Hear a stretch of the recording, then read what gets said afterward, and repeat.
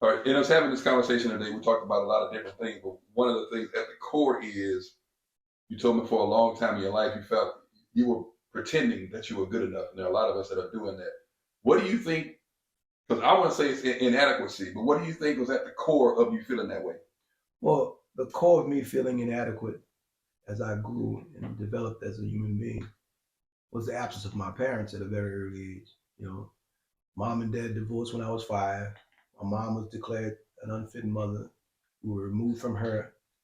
And then upon them deciding, the courts deciding who was going to take custody of us, my dad walks out of the courtroom, you know. So that scared the hell out of me. I was 5 years old when it happened. That fear translates to not only being afraid for survival, but afraid that nobody wants you. Mm. So that trauma, you know, became lodged in my body. It was become a part of my body taking score and knowing what I experienced, even though I suppressed the memory of that for years. It was still having an impact on me because my at 5 years old, my inner child was injured, and that was the last time I was in tune with my the spirit of God in me, like really purely. At 5 years old, when my innocence, I was about to give away my innocence, and I refused to give away my innocence, so I just went dark. Mm. So I was from that point on, I was just pretending to know what I was doing because I had to take care of my brother. So I was taking on the leadership role, not because I wanted to be a leader, but life circumstances catapulted me into a situation where I had to be the leader. Somebody had to step up and take responsibility. I decided to do that. And then my life became a life about accepting responsibility, in some cases, exaggerating my responsibility. Mm. And what I didn't realize then was that the exaggeration of me being responsible was my way of trying to get validation, trying to get approval. So I'm worthy because I can get all this stuff done. Mm. But I really wasn't being my full self because I left my full self behind at 5 years old out of fear of being hurt again, out of fear of being disappointed, being abandoned. So that inner child was left in the background, wanting to come forward, wanting for me to re-embrace it and connect to it, which also meant connecting to my inner awareness. Mm. Your inner child has a lot to do with your inner awareness, Mm. right? Because when you are a child, you are one with your inner awareness. That's why we can run fast, jump high. Yes. We have dreams. We want to be everything we grew up. Everything possible. We want to have butlers and maids and fly fly without a plane. We want to do everything when we're young. But someone comes along and tells us that's not realistic. And what they essentially come along and do is get us to believe that our inner awareness does not have the answer. Mm. And the only place the answer for what the problems that we have is going to come from is from our inner awareness. Wow. That's the only place it can come from because the solutions that are for our life are being cooked inside of ourselves. Wow. Now, I want to talk about. You also said that you knew you became a leader at 5. You were forced into it, basically. Right. And and you had to be a leader most of your life, or in a traditional sense of leadership. My question would be, because you also said that you dealt with a lot of inadequacy and feeling like I'm not good enough, I'm pretending. When was the first time your leadership was really challenged, and how did you react to that? Because you already feel like you're inadequate. So I would think that if someone comes along to challenge that, now you have to prove, even though you feel inadequate, you have to prove that you are adequate, at least in their eyes. Well, to be honest with you, I was an argumentative person because I was in conflict with myself, so I argued with everybody. Mm, I was okay. I was a debater. I took debate in college and all this other stuff. So I knew how to debate, and so I was always the initiator of the conflict, right? And then I was the initiator of it because I was so insecure. Hmm.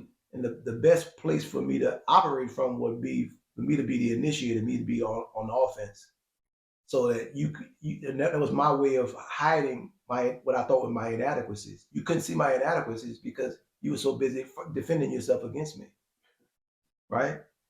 And then I remember just becoming so exhausted from this. I was like, man, this is exhausting. Hmm. Always arguing with people, always trying to prove yourself right to people. What I was doing is secretly stealing validation, Hmm. right? I was so addicted to validation, and that was the way I went about getting it. proving that I was smarter than everybody else, right? So when I became exhausted from it was the fact that I recognized I'm not enjoying myself. I don't enjoy myself no more. Wow. Now think about it. That's big when you existing in a life and you don't enjoy yourself. Mm. The reason why that's big is because you're with yourself 24 hours a day. You can't get away from you. Correct. There is no liberation from you. Mm. So if you don't enjoy yourself, that's a problem. It's a serious problem, Houston. It's usually the problem that leads people to want to leave this world because they don't enjoy themselves. Hmm. And when you don't enjoy yourself, it's always for one reason. You don't know what to do with yourself. Hmm. And you don't know what to do with yourself because you've been spending all of your time trying to get validation from everybody else. And you have not learned how to get it from you. And I was just about to ask, so is it that you don't know what to do, or you're afraid to explore, or you do know, but you're afraid to do what you know to do? I think we all innately, through our inner awareness, know what to do, know why we're here. Mm-hmm. Our spirit knows it completely. But we move at the speed of doubt, move at the speed of self-doubt. Sure. Which means that we don't actually move out on that. And so what happens is it creates it calls on us to have experience disappointment and frustration, and they act as messengers to us to get us to know that we're not following our inner awareness. Mm. They're not trying to hurt us. They're trying to remind us that you are not going to enjoy this journey until you get in alignment with you. Right? So that happens a lot. And that brings on the suffering. The suffering is these things, these reminders that keep happening. It's reminding us that you can't cheat yourself. You're not going to cheat yourself. It's impossible for you to do that. You with yourself 24 hours a day. You can't cheat yourself. And we're talking about suffering. Do you think there are people that are in positions of leadership who are quietly suffering? I've worked with thousands of people who are in leadership and who are wealthy financially, who are suffering. Hmm. Because it's not about being in a physical position that brings about happiness and joy. It's about what position are you in with yourself. Right? If you enjoy yourself, that means you're in the right position with yourself on a regular basis. Wow. And the right position that you're with yourself means that you're on your side on a regular basis. You don't find shit to ridicule about yourself. You're not putting yourself down. You're not secretly finding fault in yourself. You are in harmony with yourself. That's the position that every leader needs to be in himself if they're going to enjoy their life, enjoy their leadership. So going back to, we were talking about the inner child, and we start experiencing doubt. Like it's not weaned out like physical weaning is, and it becomes a place where you start denying yourself or hiding or whatever. So do you think when you get older, we still, and people in positions of leadership specifically we're talking about, do you think that that's an area to deny yourself is still an area of safety? It keeps you safe from what you perceive as ridicule from others? Yeah. I think psychologically we believe the game we play is that I'm not going to go full speed because I don't want to lose, because I don't want to experience the pain that comes with losing. But if we pay close attention, we're already experiencing the pain of losing. That's the trick. That's how the Matrix tricks us. So we create this program in our mind that, okay, I'm going to play this game. I'm going to act like I don't care, but I really, really care. And then you don't get what you want, and it still ends up impacting you negatively. But it's even more damaging because you didn't go full speed, because you're watching yourself not give yourself all you got. Hmm.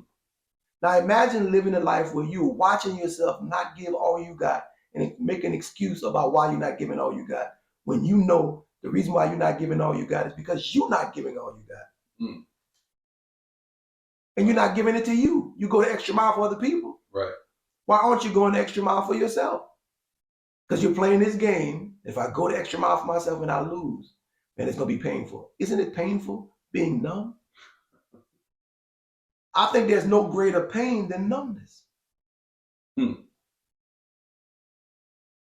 it really numbness, or is it the pain that's so severe I have to put myself in a place where I can't really feel the pain? Well, that's still numbness. Okay. Numbness is not the absence of feeling. Okay. Numbness is the ignoring of feeling. Okay. So you ignore yourself. You learn to ignore your inner awareness.